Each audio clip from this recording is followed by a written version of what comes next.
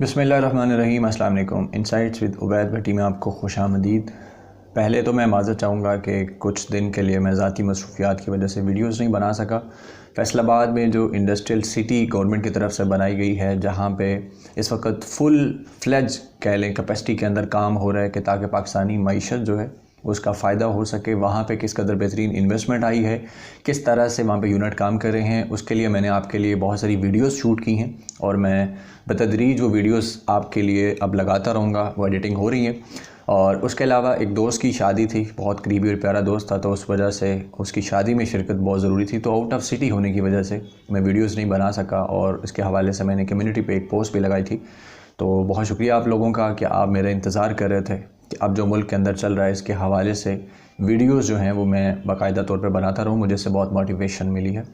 अब जब वापस आया हूँ तो यहाँ आके देखा है कि मुल्क में इस वक्त क्या चल रहा है। तो आज की एक बड़ी ख़बर जो मेरी नज़र में बड़ी ख़बर है, और इससे पहले भी कुछ वाक़यात हुए हैं जो इससे मिलते जुलते हैं, तो मैं इनको लिंक करके आपको इनके हवाले से बताता हूँ। लेकिन सबसे पहले मैं आपको वो ख़बर बता दूँ और फिर उसके बाद जस्टिस काजी फ़ाइज़ ईसा से इस ख़बर का क्या ताल्लुक़ बनता है और किस तरह से ये उनसे रेलिवेंट है, इस हवाले से भी मैं आपको बताऊँगा। और मीडिया की आज़ादी के हवाले से जो जस्टिस काजी फ़ाइज़ ईसा ने सुप्रीम कोर्ट के अंदर अपने कमरा अदालत के अंदर उन्होंने जो रेफरेंडम करवाया था उसके हवाले से भी थोड़ी सी बात करते हैं।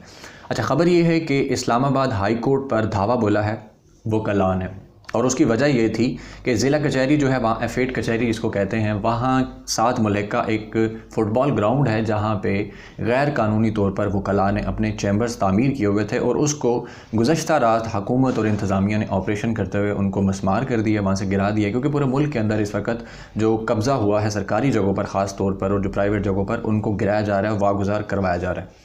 अब जब बात वकला पर पहुंची और हुकूमत ने ये गिरा दिया, तो उसके बाद वकला गुस्से में बफर कर इस्लामाबाद हाई कोर्ट में घुस गए। वहाँ पे उन्होंने हमला किया।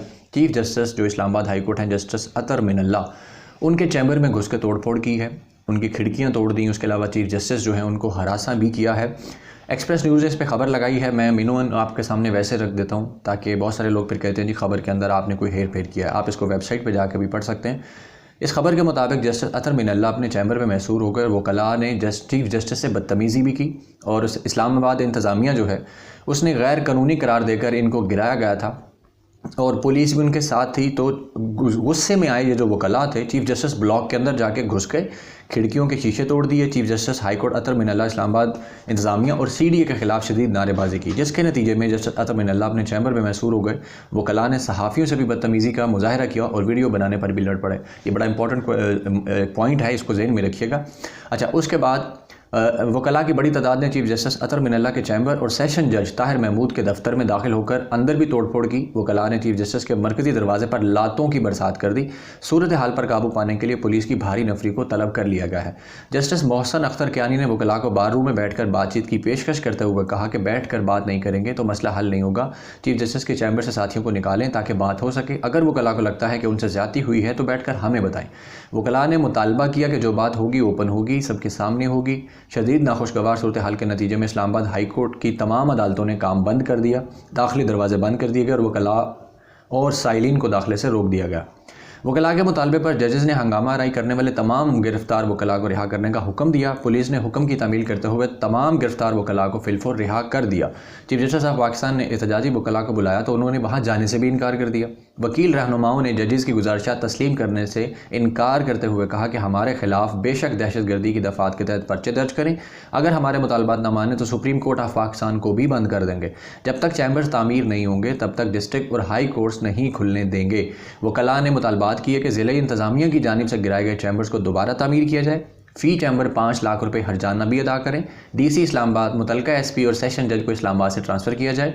डिस्ट्रिक्ट कोर्ट्स की एफेड से मुंतकली तक मुल्का फुटबॉल ग्राउंड की बाकी अराजी पर भी यंग लाइट्स के लिए चैम्बर्स बनाएं। डिस्ट्रिक्ट कोर्ट्स जहां मुंतकिल हो वहां वकला चैम्बर्स के लिए 10 एकड़ अराजी दी जाए। वकला के पुरतशद्दुद एहतजाज के बाद चीफ जस्टिस हाई कोर्ट अतर मिनल्ला ने इस्लामाबाद हाई कोर्ट और इस्लामाबाद कचहरी ताहुक्म सानी बंद करने की हिदायत कर दी। अब आपने सुन लिया इसके अंदर वकला ने जो कुछ किया।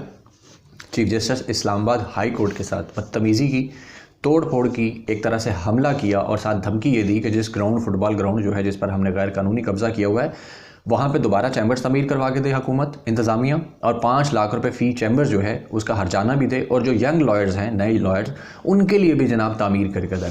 तो आप अंदाज़ा करें कि ये सूरत हाल है इस मुल्क के अंदर कि कानून जो है जिसने इम्प्लीमेंट कराना होता है अदालतें, और वहाँ पे वकला ये सब कुछ करते हैं, लेकिन चीफ जस्टिस अतर वो जो सुप्रीम कोर्ट हैं कादी फ़ायज़ ईसा, उनको ये सब नज़र नहीं आता। वो सुप्रीम कोर्ट के अंदर उन्होंने ये रेफरेंडम तो करवाया सहाफ़ियों से कि आप बताएं कि मुल्क में कितना मीडिया आज़ाद है, लेकिन वो इस हवाले से कभी बात नहीं करेंगे कि वकला इस मुल्क के अंदर कानून की धज्जियाँ किस तरह उड़ाते हैं। आप एक लम्हे के लिए फ़र्ज़ करें कि ये हमला आपने, मैंने या किसी आम शहरी ने किया होता, या आम शहरी को भी छोड़िए, सुप्रीम कोर्ट ऑफ पाकिस्तान ने पाकिस्तान आर्मी से मुल्हिका बहुत सारी जो अराज़ी थी या कुछ तामीरात थी उनको गैर कानूनी करार देकर उनको वहाँ से ख़त्म करने का मुतालबा किया। आप एक लम्हे के लिए फ़र्ज़ करें कि अगर फ़ौज की तरफ से कोई अफसरान या कोई अहलकार अदालतों के साथ इस तरह का मामला करते तो उसके बाद क्या कुछ कहा जाता सुप्रीम कोर्ट की जानिब से, जस्टिस काजी फ़ायज़ ईसा की जानिब से या दीगर उन लोगों की जानिब से। अब इस्लामाबाद हाई कोर्ट बार के जो सदर हैं या उनके इस्लामाबाद बार के जो सदर हैं, उन्होंने कहा है कि आप इस तरह से मत करें, वरना ये शिकायत मत कीजिएगा कि मैं आप लोगों के साथ खड़ा नहीं हुआ। उनकी तरफ से ये बयान आना बड़ी अच्छी बात है, लेकिन सवाल ये है कि जिस तरह लाहौर के अंदर PIC Punjab institute of cardiology पर वकला ने हमला किया था और जो सूरत हाल वहाँ पे हुई थी, जिस तरह बहुत सारे लोग उस तसादुम के नतीजे में वहाँ पे मरीज़ जाम बाग भी हुए थे, उसके बाद क्या हुआ, गिरफ्तारियाँ हुई, सब कुछ हुआ, उसके बाद सुलह हो गई, ख़त्म हो गया। आप सोचें कि इस तरह कोई आम शहरी करता तो उसके साथ क्या बीती। वकला आए रोज़ साइलिन को मारते हैं, लोगों को मारते पीटते हैं, सरेआम जो मर्ज़ी करें, उस पर कोई नहीं बोलता। उसके अलावा कुछ ही दिन पहले एक वीडियो सामने आई कि वकला ने बैंकिंग कोर्ट के एक जज की पतलून उतार दी, पैंट उतारने की कोशिश की अदालत के अंदर, फिर जज को कुर्सी मारी। फिर उसके बाद कराची की एक वीडियो सामने आई थी जिसमें वो कहता है जज के वाले से कि उसको कहो तेरा बाप तुझसे मिलने आया है। और इस तरह के बहुत सारे वाक़यात हैं कि वकला ने अदालत के जज को मारा हो, उसके अलावा और बहुत सारे लोगों को मारते पीटते हैं, लेकिन इनके ख़िलाफ़ जस्टिस काजी फ़ायज़ ईसा एक लफ्ज़ नहीं बोलते। लेकिन जो चीज़ उनकी डोमेन से बाहर है उसके हवाले में वो अदालत के अंदर रेफरेंडम भी करवाते हैं। तो माय लॉर्ड, अगर आप बुरा ना माने तो मुल्क के अंदर एक ओपन रेफरेंडम करवा लिया जाए आवाम से और उनसे पूछ लिया जाए कि अदालतें जो कुछ इस मुल्क में कर रही हैं, क्या आवाम उस कारकर्दगी से मुतमईन है, क्या आवाम को इंसाफ मिल रहा है, क्या कानून की हुक्मरानी और अमलदारी वैसे ही कायम है जिस तरह से होनी चाहिए। जो आप कहते हैं बार बार आइन आइन आइन, तो आइन जिस तरह से कहता है तो क्या अदालतों के अंदर ये सब हो रहा है। आप इनके एक लफ्ज़ क्यों नहीं बोलते ऐसे वकला के ख़िलाफ़ जिनकी वजह से बाकी वो वकला जो कानून की हुक्मरानी पर यकीन रखते हैं और जो इस तरह की हरकतें नहीं करते, उनका नाम भी बदनाम हो रहा है। आप उनके बारे में तो कोई बात नहीं करते। फिर उसके बाद आप ये कोशिश करते हैं कि जनाब आर्मी और मिलिट्री इस्टेब्लिशमेंट, उन लोगों के बारे में बहुत आपको बातें आती हैं, बड़ा कुछ आप करते हैं, लेकिन अपने अंदर आपके क्या चल रहा है, आपके इस सिस्टम के अंदर, जो कि कहा जाता है कि इंसाफ जो है बेसिकली अल्लाह ताला का वस्फ़ है। तो अल्लाह ताला के उस वस्फ़ को पूरा करने के लिए मुल्क में जो अदालतें कायम हैं वो इंसाफ कर रही हैं।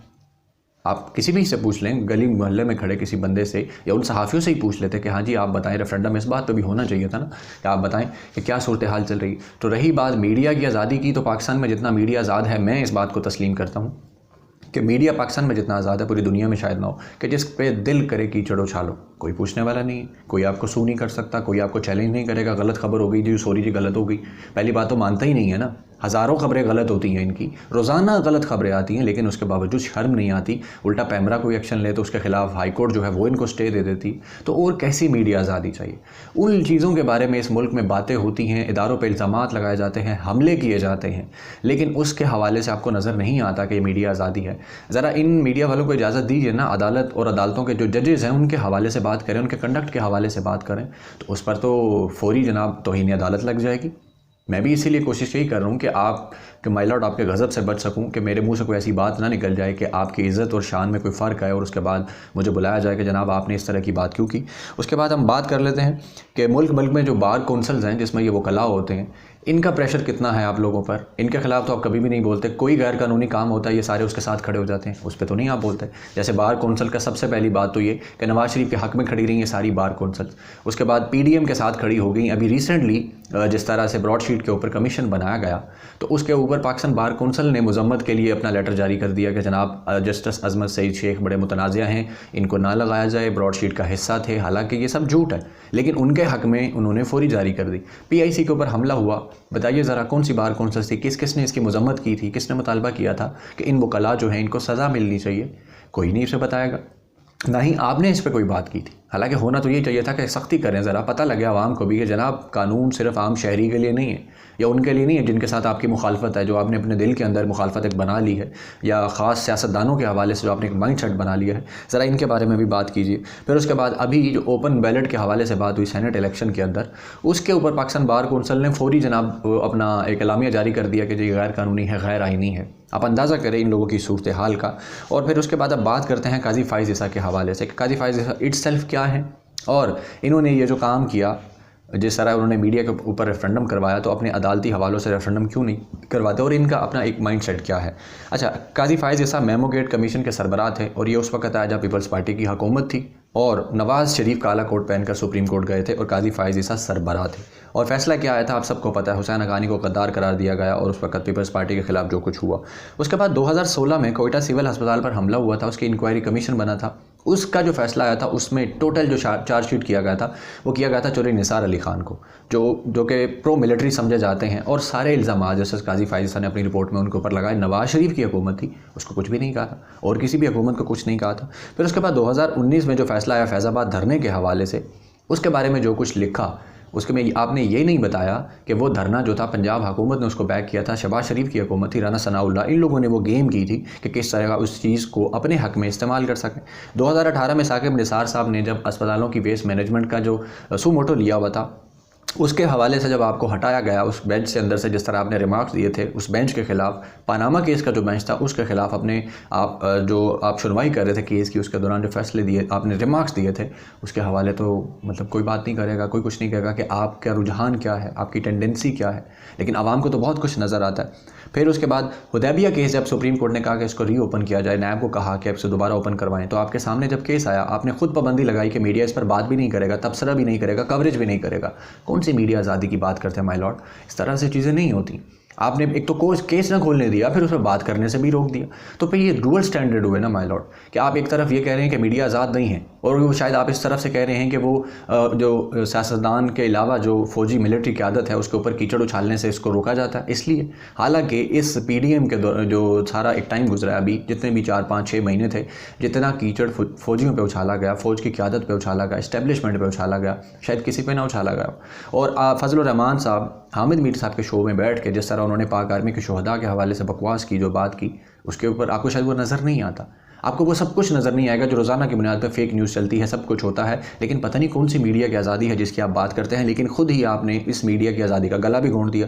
और तो और ये इस्लामाबाद हाईकोर्ट पर जब वकला ने हमला किया, इसकी कवरेज करने गए सहाफ़ियों को भी धक्के मारे गए, बदतमीज़ी की गई। PIC पर जब हमला हुआ, मैं खुद वहाँ पर कवरेज के लिए जब गया था, तो जिस तरह वकला सहाफ़ियों के साथ पेश आ रहे थे, सबको पता है कितनी दफ़ा सहाफ़ियों को मारा, पुलिस वालों को मारा, लेकिन आप उस पर बात नहीं करेंगे। तो खैर, फिर सदारती रेफरेंस जब आपके खिलाफ़ फ़ाइल हुआ तो आपने वो इल्ज़ामात लगाए जो कि एक ख़ानदानी जो शख्स होता है, इज़्ज़तदार, वो ऐसी हरकत नहीं करता, वो अपना जवाब दे के लोगों का मुंह बंद करता है।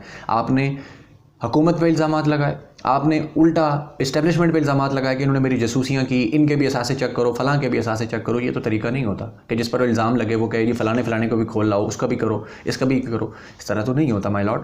तो ये जो आपने जो तरीक़ेकार अपनाया है, इससे मुल्क में मज़ीद डिवाइड क्रिएट होगी। और हमें तो ये डर है कि जब आप चीफ़ जस्टिस बनेंगे 2023 में जाके, तो पता नहीं उस वक्त क्या होगा, जो आपका एक रुझान बना पड़ा है। हालाँकि हमें ये उम्मीद थी कि आप एक बड़े सोबर और बड़े ही एक नफीस किस्म के इंसान हैं। आपका ख़ानदान का जो बैकग्राउंड आप बताते हैं वो भी यही बताता है कि आप बहुत नफीस इंसान हैं। लेकिन ये जो सब कुछ होता आ रहा है हमारे सामने, और जिस तरह की हरकत हुई हैं, ख़ास तौर पे जो आपका ऑर्डिनेंस आपके ख़िलाफ़ हुकूमत ने फ़ाइल किया था असासों के मामले पर, और आपकी बीवी ने जो कुछ किया, हमारे लिए बहुत इज़्ज़त की जगह पे हैं वो खातून, आपकी बीवी हैं। लेकिन उन्होंने जो बातें की, जिस तरह के इल्ज़ामात लगाए, जो चीज़ें उठाई उन्होंने, मतलब क्या अब उसके बारे में मैं डिस्कस करूं कि किस तरह के लोग ऐसी हरकत करते हैं, और आप जो कुछ आपने किया, तो माय लॉर्ड ये आपको सूट नहीं करता। आप लोग अपने घर को देखिए, आप ये देखिए कि इंसाफ के लिए कायम की गई अदालतें क्या कर रही हैं, आप जजेस क्या कर रहे हैं। इस आवाम से जाके पूछिए कि आपके बारे में परसेप्शन क्या है, इंसाफ के हवाले से लोगों का क्या कहना है, इंसाफ मिलता है या नहीं मिलता। ताकतवर को तो आप 50 रुपये के स्टाम्प पेपर पे फ़ौरन मुल्क से बाहर भिजवा देते हैं, कोई गारंटी लिए बगैर। ज़मानतें मिल जाती हैं, सब कुछ हो जाता है। कितनी ज़मानतें आपके सामने हैं, बंदे मर गए, सब कुछ हुआ, ज़मानतें मिल गई। वो मॉडल टाउन वाला जो केस था, सानिया मॉडल टाउन वाला, लटका पड़ा है, उस पर हाई कोर्ट जो है लाहौर वाली, उसने रोका हुआ है। आपने कभी उस पर बात नहीं की कि अदलिया आज़ाद है है या नहीं आज़ाद, सियासतदानों के साथ किस कदर गठजोड़ रहा है इनका, आप इस पर बात नहीं करते।